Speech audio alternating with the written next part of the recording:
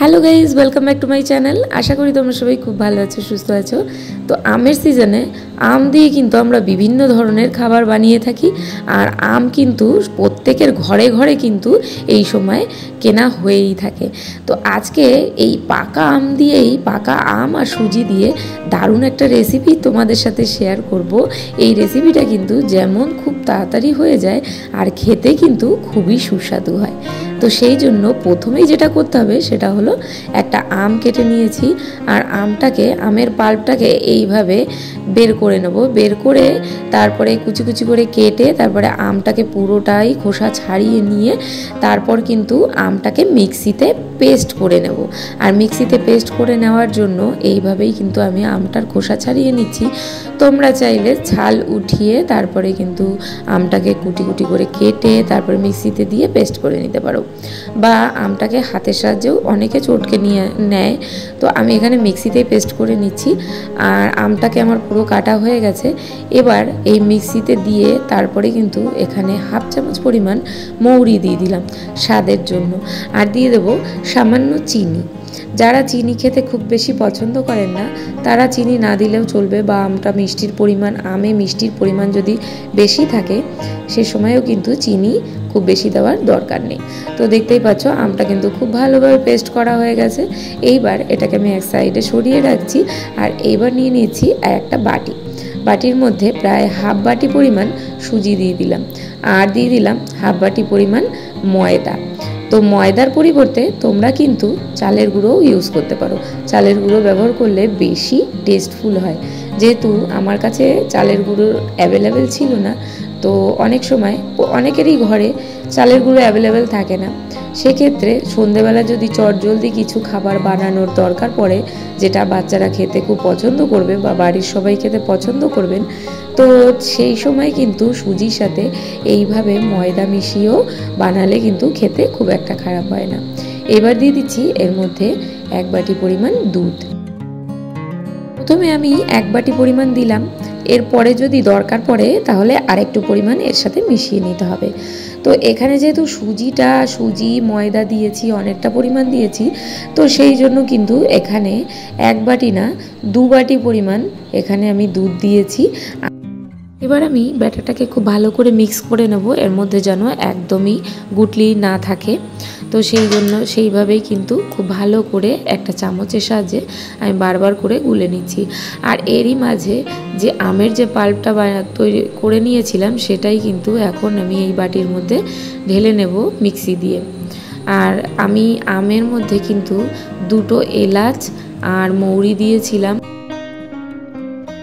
পাকা আমের পেস্টটা ঢেলে নিয়ে আবার কিন্তু ভালো করে ম্যারিনেট করে নেব আমটাকে।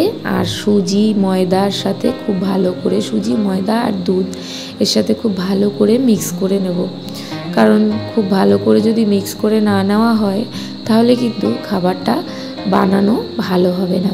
তো সেই জন্য এখানে খুব ভালো করে চামচের সাহায্যে অনেকক্ষণ ধরে গুলিয়ে নিতে হবে ব্যাটারটাকে গুলিয়ে নিয়ে তারপর কিন্তু কিছুক্ষণ রেস্টে রেখে দেব।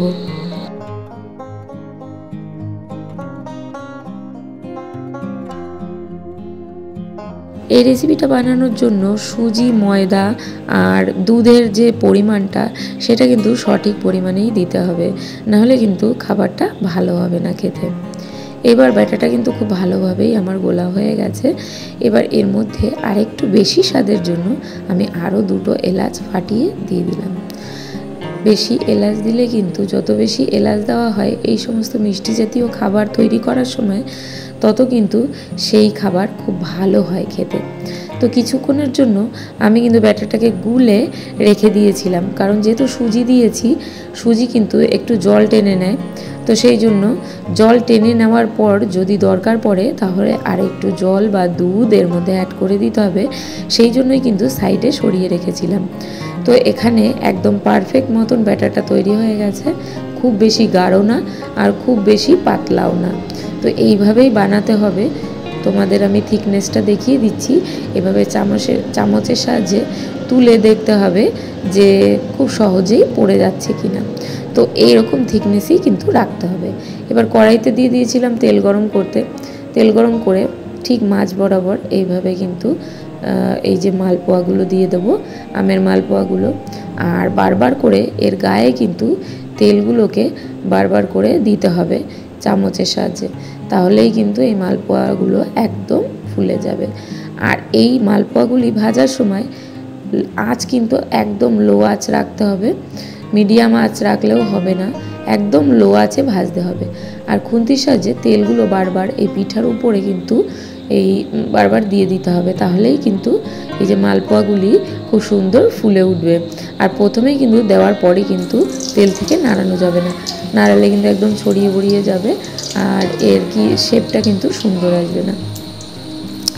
আর গ্যাস কিন্তু একদম লো আঁচে দিয়ে ভাজতে হবে, না হলে বাইরেটা পুড়ে যাবে আর ভেতরটা একদম নরম নরম থেকে যাবে।